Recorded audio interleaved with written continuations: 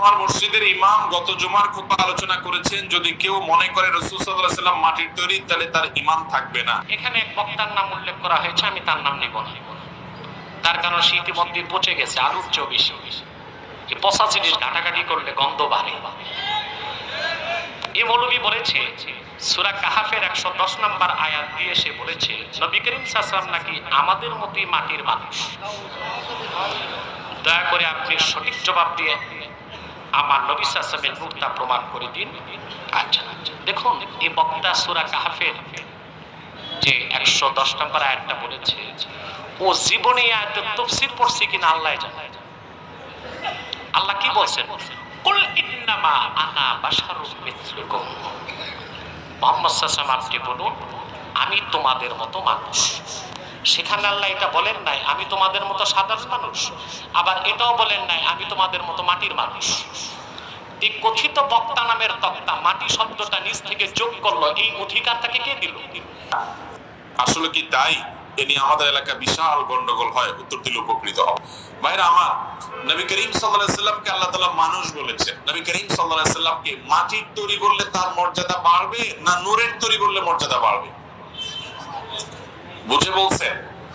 ফেরেশতারা নূরের তৈরি, আর মানুষ হলো মাটির তৈরি, আর জিনরা হলো আগুনের তৈরি। জিনরা কিসের তৈরি? আগুনের তৈরি। আর ফেরেশতা কিসের তৈরি? নূরের তৈরি। নূর মানে আলো, এখান থেকে তৈরি তারা। আর মানুষ হলো কিসের তৈরি? মাটির তৈরি। এখন আসুন, ফেরেশতা, জিন, মানুষ, জিন এবং মানুষের মধ্যে শ্রেষ্ঠ কে? মানুষ না জিন? মানুষ। আল্লাহ কোরআনে বলছেন ওয়ালাকাদ কাররামনা বানি আদম, মানুষকে আমি সম্মানিত করেছি, এটা শ্রেষ্ঠ। ভাই, আদম আলাইহিস সালামকে আল্লাহ তাআলা সিজদা দিতে নির্দেশ করেছেন কাদেরকে? ফেরেশতাদেরকে না? ফেরেশতারা ছিলেন নূরের তৈরি, তাদেরকে সিজদা করতে বলছেন মাটির তৈরি আদম আলাইহিস সালামকে, ঠিক না বেঠিক? তাহলে এখানে মাটির মর্যাদা বাড়লো না নূরের মর্যাদা বাড়লো? তাহলে নবী করিম সাল্লাল্লাহু আলাইহি ওয়াসাল্লামকে যদি আপনি নূরের তৈরি বলেন, তাহলে তুমি সিজদা দেওয়া লোকদের দলে, ফেরেশতাদের দলে যাবেন। আর যদি তাকে মাটির তৈরি বলেন, তাহলে তো আদম আলাইহিস সালামের দলে থাকবে। তারপরে ভাই তিনি কিসের তৈরি, এটা নিয়ে এত ডিপ আলোচনা, খোলামেলা আলোচনা তো কোরআন হাদিসে আসে না। এটা নিয়ে গন্ডগোল করার দরকার নেই ভাই। তিনি মানুষ ছিলেন, বাস এই কথা বললেই যথেষ্ট। আমার নবীজিকে কোরআন শরীফে কদ জাআকুম মিনাল্লাহি নূর বলেছেন কে? জোরে বলেন না কে? বলবো ইন্নামা আনা বাশারুম মিসলুকুম, সূরা কাহাফ 110 নম্বর আয়াত। এবড়া নবীজিরে কইছে হুজুর আপনি কোন আমি দেখতে তো মত। সুবহানাল্লাহ কোন না? আমি দেখতে তোদের মোবাইলটা দেন। এই তোমরা কি কথা কন না কা?